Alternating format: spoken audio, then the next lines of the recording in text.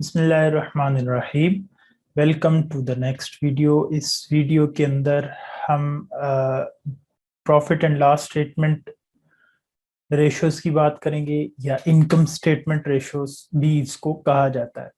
पिछली वीडियो के अंदर हमने बात की थी बैलेंस शीट रेशोज या statement of financial position ratios के बारे में।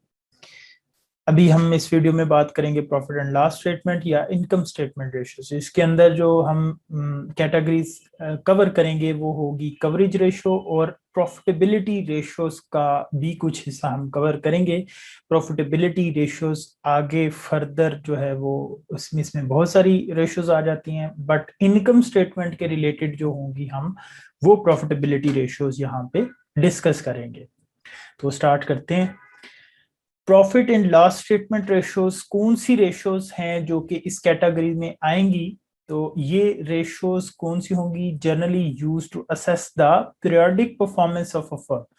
वो रेशोज जो पीरियोडिक परफॉर्मेंस किसी भी फर्म की पीरियोडिक परफॉर्मेंस को जज करने के लिए हम इस्तेमाल करते हैं, वो सारी profit and loss statement ratio के अंदर आ जाती हैं।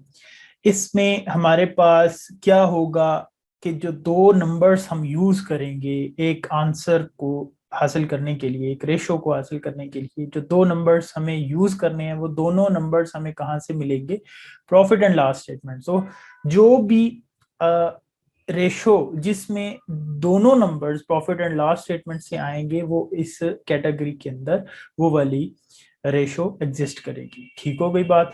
तो अब ये जो जो भी नंबर हमें प्रॉफिट एंड लॉस स्टेटमेंट से मिलता है हम उसको क्या बोलते हैं? हम उसको फ्लो आइटम बोलते हैं या इनकम स्टेटमेंट आइटम बोलते हैं। ठीक हो गई बात? तो इसके अंदर क्या चीज आ जाती है? कवरेज रेशोज हैं और उसके बाद प्रॉफिटेबिलिटी रेशोज हैं, लेकिन वो प्रॉफिटेबिलिटी रेशोज जो सेल्स के साथ लिंक्ड है। ठीक है, profitability in relation to sales जो हमें बताएंगी कि इस फर्म ने इस सेल्स के अगेंस्ट ये प्रॉफिट कमाया। ठीक हो गई बात? तो ऐसी रेशियोज को हम इस कैटेगरी के अंदर डिस्कस करेंगे। सबसे पहले बात करते हैं कवरेज रेशियोज। कवरेज रेशियोज क्या है? The ratio that shows the ability of a firm to cover its financial charges. ये रेशो क्या बताएगी? ये रेशो बताएगी कि जो कंपनी के फाइनेंशियल चार्जेस हैं, मसलन इंटरेस्ट एक्सपेंस, ये कंपनी का फाइनेंस चार्ज है, इसने पैसे लिए थे किसी से, उसको अब रिवार्ड देना इन टर्म्स ऑफ इंटरेस्ट। तो क्या ये फर्म वो इंटरेस्ट पे कर सकती है? इसी तरह लीज पेमेंट्स हैं। ठीक हो गई बात? तो ये जो चीजें हैं, ये फाइनेंशियल चार्जेस जो हैं, वो इनको पे करने की एबिलिटी कितनी है फर्म के अंदर, ये हमें बताएगी कवरेज रेशो। ठीक हो गई बात? और इसी तरह स्टॉक डिविडेंड जो है वो भी इसी के अंदर एग्जिस्ट करता है। तो इसमें हम इंटरेस्ट कवरेज रेशो देखेंगे कि इंटरेस्ट कवरेज रेशो क्या है और इसका क्या फार्मूला है। इंटरेस्ट कवरेज रेशो हमें क्या बताएगी? Ratio that shows the ability of a firm to pay its interest expenses from its earning before interest and taxes. कि जो उसके पास अवेलेबल है इनकम जिसमें से उसने इंटरेस्ट पे करना है, क्या वो इतनी है कि इंटरेस्ट पे हो सके? ठीक है, इस चीज का जवाब हमें मिलेगा इंटरेस्ट कवरेज रेशियो से। फार्मूला क्या होगा? फार्मूला ये है कि interest coverage ratio is equal to interest income before interest and tax या EBIT divided by interest expense. कितनी हमारे पास जो है वो income before interest and tax available है सो दैट हम उसमें से इंटरेस्ट एक्सपेंस पे कर सके। अब ये जो आंसर होगा ये हमारे पास फॉर एग्जांपल 2 और 4 आ जाता है। ठीक है, तो ये क्या होगा? ये होगा टाइम्स में। ठीक हो गई बात? अब अगर 2 या 4 आ जाता है तो इसका मतलब ये क्या है कि हमारी जो earning before interest and tax है उसमें से हम 2 दफा इंटरेस्ट पे कर सकते हैं जो भी हमारा ड्यू होगा। ठीक है, हम उसमें से उस अवेलेबल इनकम में हम हमारे पास वो इतनी ज्यादा है कि हम जो है वो हम अपना जो ड्यू इंटरेस्ट है वो 2 या 4 दफा हम पे कर सकते हैं। ठीक है, तो एक साउंडेबिलिटी बता रही है कि कितनी साउंड है एक फर्म अपना इंटरेस्ट एक्सपेंस पे करने की। अब ये जितनी ज्यादा होगी ये रेशो, फर्म की जो है वो डेट लेने की जो पोजीशन है वो उतनी स्ट्रांग होगी। क्यों? क्योंकि कंपनी के पास इनफ इनकम अवेलेबल है कि वो अपने फाइनेंशियल चार्जेस पे आउट कर सके। ठीक होगी बात। तो ये है हमारे पास इंटरेस्ट कवरेज रेशो। अगली जो रेशो की कैटेगरी है वो है जी प्रॉफिटेबिलिटी रेशोस। अब प्रॉफिटेबिलिटी रेशोस क्या है? Profitability ratio show the performance of a firm in relation to sales or investment. जो प्रॉफिटेबिलिटी है वो दो तरह से देखी जाती है। एक प्रॉफिटेबिलिटी वो है कि जो इन रिलेशन टू सेल्स देखी जाती है कि हमने जनाब इतनी सेल्स की, उसके अगेंस्ट हमें इतनी प्रॉफिट, इतना जो है वो प्रॉफिट हुआ। तो ये प्रॉफिटेबिलिटी रेशियोज, ये जो प्रॉफिटेबिलिटी है ये क्या है? इन रिलेशन टू सेल्स है। और दूसरी क्या है कि हमने इतना पैसा इन्वेस्ट किया और उसके अगेंस्ट इतना प्रॉफिट हमने अर्न किया, ये है profitability in relation to investment. ठीक है। अब जो सेल है वो भी प्रॉफिट एंड लॉस स्टेटमेंट का हिस्सा है और प्रॉफिट भी प्रॉफिट एंड लॉस स्टेटमेंट का हिस्सा है। तो दोनों चीजें, सेल और प्रॉफिट, ये हमें मिल रही है इनकम स्टेटमेंट से या प्रॉफिट एंड लॉस स्टेटमेंट से। ठीक हो गई बात। तो इस अम्ब्रेला के अंदर जो हमने शुरू में हमने जो टाइटल बंद है उसके लिहाज से अगर हम देखें तो इस कैटेगरी में सिर्फ और सिर्फ और से पहले पहले वाली बात कवर हो रही है। ठीक है जी, profitability in relation to sale. तो इस वीडियो के अंदर हम वो सारी प्रॉफिटेबिलिटी रेशो की बात हम करेंगे जो इन रिलेशन टू सेल्स होगी। ठीक है जी। तो अगेन टू कैटेगरीज हैं इन रिलेशन टू सेल्स, जो कि सिर्फ और सिर्फ फ्लो आइटम इस्तेमाल कर रहे हैं। ठीक है जी। फ्लो आइटम से मतलब क्या है कि जो दो नंबर्स हम इस्तेमाल करेंगे वो एक ही स्टेटमेंट यानी financial profit and loss statement है, दोनों नंबर्स वहां से आएंगे। और जो रिलेशन टू इन्वेस्टमेंट है, profitability in relation to investment, उसमें से एक जो नंबर होगा वो आएगा प्रॉफिट एंड लॉस स्टेटमेंट से, यानी एक जो है वो फ्लो आइटम होगा यानी प्रॉफिट होगा वो। और दूसरी जो चीज होगी, जो दूसरा नंबर होगा वो स्टॉक आइटम होगा, यानी वो हमें बैलेंस शीट या फाइनेंशियल पोजीशन स्टेटमेंट से मिलेगा। तो हम इस वीडियो के अंदर सिर्फ इस वाली कैटेगरी को देखेंगे। Profitability in relation to sales, ये रेशो हमें क्या बताएगी? ये रेशो हमें बताएगी कि ability of a firm to earn profit against its sale, कि उसने जो सेल की है उसके अगेंस्ट उसने जो प्रॉफिट कमाया है, क्या कितना कमाया है, क्या उसकी जो है वो आउटपुट है, इसके बारे में वो बात करेगी। तो इसमें हमने ग्रॉस प्रॉफिट मार्जिन की बात करनी है और नेट प्रॉफिट मार्जिन की बात करनी है। ग्रॉस प्रॉफिट मार्जिन की अगर हम बात करें तो ये क्या है? It shows the gross profit percentage to sales, कि अगर हमने सेल 100% की है तो उसके अगेंस्ट कितने परसेंट ग्रॉस प्रॉफिट मार्जिन या ग्रॉस प्रॉफिट कमाया। फार्मूला अगर हम देखें तो ग्रॉस प्रॉफिट मार्जिन क्या है? Gross profit divided by net sales. ठीक होगी बात। तो अब ये परसेंटेज में भी हो सकता है, ये नंबर्स में भी हो सकता है, 0.3 है और 0.25 है, या इसको हम 30% भी लिख सकते हैं, इसको हम 25% भी लिख सकते हैं। तो इसका मतलब क्या हुआ कि अगर हमने $1 सेल की है तो उसमें से 30 सेंट्स जो है वो हमने प्रॉफिट, ग्रॉस प्रॉफिट अर्न किया है, या 25 सेंट्स इन दिस केस। ठीक हो गई बात।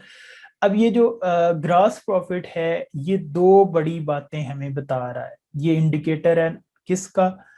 Number 1, ability to sell over cost, यानी कि सबसे पहली बात तो ये है कि फर्म के अंदर आया ये एबिलिटी है कि वो कॉस्ट प्राइस से ऊपर जा सके।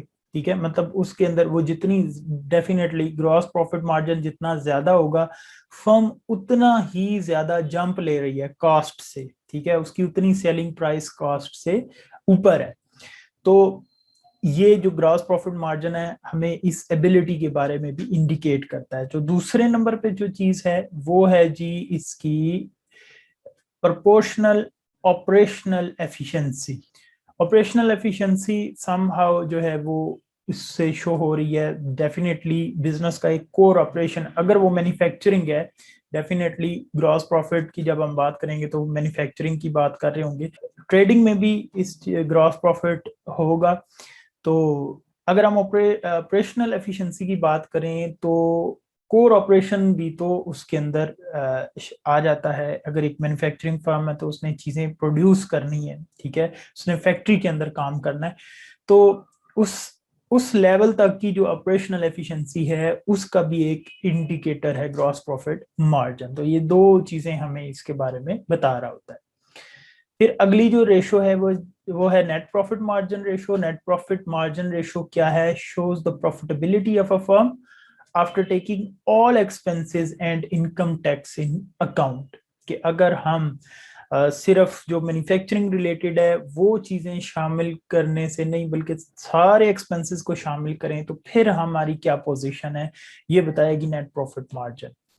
और नेट प्रॉफिट मार्जिन हमें कैसे मिलेगा? नेट प्रॉफिट आफ्टर टैक्स को अगर हम सेल्स पे डिवाइड करें तो हमें पता चलेगा कि हमारा नेट प्रॉफिट मार्जिन क्या है। और जो आपके शेयर होल्डर्स होते हैं वो इसी चीज के अंदर इंटरेस्टेड होते हैं, क्योंकि ये वो प्रॉफिट है जो कि उनको एज अ डिविडेंड डिस्ट्रीब्यूट किया जाएगा। तो अब ये अगर कैलकुलेट किया जाए परसेंटेज में, तो अगेन जैसे ग्रॉस प्रॉफिट मार्जिन था तो ये भी हमें परसेंटेज ऑन सेल्स बताएगा। फॉर एग्जांपल अगर ये है जी हमारे पास 0.15 इसका आंसर आता है, तो इसको हम लिख सकते हैं 15%। यानी जो अगर हमारी सेल्स 100% है तो 15% हम नेट प्रॉफिट लेके जा रहे हैं। यानी 100 की सेल है तो $15 जो है वो हमारे नेट प्रॉफिट है। ठीक हो गई बात। तो अब जब हमने एनालिसिस करना है तो एनालिसिस हम बेटर तरीके से कर सकेंगे अगर हम ग्रॉस प्रॉफिट मार्जिन और नेट प्रॉफिट मार्जिन को एक साथ देखें। अगर हमारा ग्रॉस प्रॉफिट मार्जिन स्टेबल है लेकिन नेट प्रॉफिट मार्जिन डिक्लाइन कर रहा है, तो इसका मतलब है कि हमारे जो अदर एक्सपेंसेस है, ऑपरेटिंग एक्सपेंसेस है, वो बढ़ रहे हैं। ठीक है। और अगर हमारा नेट प्रॉफिट मार्जिन जो है वो सम हाउ स्टेबल है, लेकिन उसके अंदर जो चेंज आ रहा है वो ग्रॉस प्रॉफिट मार्जिन की वजह से चेंज आ रहा है। यानी ग्रॉस प्रॉफिट मार्जिन के अंदर जो चेंज आ रहा है, फॉर एग्जांपल अगर मैं बात करूं 2019 की, तो इसके अंदर मेरा ग्रॉस प्रॉफिट जो है वो 100 है जीपी, और हमारा नेट प्रॉफिट मार्जिन जो है वो फॉर एग्जांपल ये हमारे पास 70 है। ठीक है जी। और 2020 के अंदर हमारा जो ग्रॉस प्रॉफिट मार्जिन जो है वो है 90। ठीक है। और ये आ जाता है 60। और 2021 के अंदर ये आ जाता है 80 और ये आ जाता है 50। तो अब हमें ये चीज पता लग रही है कि जो हमारा इसके अंदर चेंज आ रही है वो just gross profit margin change होने की वजह से ये चेंज हो रहा है। ठीक है। तो इसका मतलब ये है कि हम नेट प्रॉफिट में हमारे जो ऑपरेटिंग एक्सपेंसेस है वो सम हाउ स्टेबल है, लेकिन जो मसला आ रहा है वो आ रहा है हमारी प्रोडक्शन में। हमारी जो कॉस्ट ऑफ गुड्स सोल्ड है उसके अंदर प्रॉब्लम आ रही है, तो हमने उसको देखना होगा। तो एनालिसिस जब हम करते हैं तो हम डिफरेंट रेशियोज को एक साथ देख रहे होते हैं। ठीक हो गई बात। तो ये था हमारा नेट प्रॉफिट मार्जिन। अब अगर हम इस यहाँ तक की बात को समराइज करें तो हमने जो रेशो का टॉपिक स्टार्ट किया था उसमें हमने लास्ट वीडियो में हम statement of financial position ratios की बात की। अभी हमने इस वीडियो के अंदर जो चीज डिस्कस की वो थी प्रॉफिट एंड लॉस स्टेटमेंट्स की जो रेशो है वो। उसमें हमने दो कैटेगरीज की, कवरेज रेशो। कवरेज रेशो हमारे फाइनेंशियल चार्जेस के बारे में बात करेगी कि कंपनी कितनी साउंड है कि वो अपने फाइनेंशियल चार्जेस जो हैं वो पे कर सकती है। तो इसमें सबसे बड़ा जो फाइनेंशियल चार्जेस है वो इंटरेस्ट है। इंटरेस्ट कवरेज रेशो हमने देखी। फिर हमने प्रॉफिटेबिलिटी रेशियोज को देखा जो इन रिलेशन टू सेल्स है, जिसमें ग्रॉस प्रॉफिट मार्जिन और नेट प्रॉफिट मार्जिन की हमने बात की। तो ग्रॉस प्रॉफिट मार्जिन हमें बताएगा कि हमने कॉस्ट ऑफ गुड्स सोल्ड को मद्देनजर रखते हुए कितना प्रॉफिट अर्न किया है, ठीक है, सेल्स के अगेंस्ट। और नेट प्रॉफिट मार्जिन हमें बताएगा कि ओवरऑल सारे एक्सपेंसेस कंसीडर करने के बाद हमने कितना प्रॉफिट अर्न किया है against some number of sales. ठीक है, तो ये थी हमारी आज की वीडियो। उम्मीद है कि बहुत कुछ आपको सीखने को मिला होगा। नेक्स्ट वीडियो तक के लिए अल्लाह हाफ़िज़।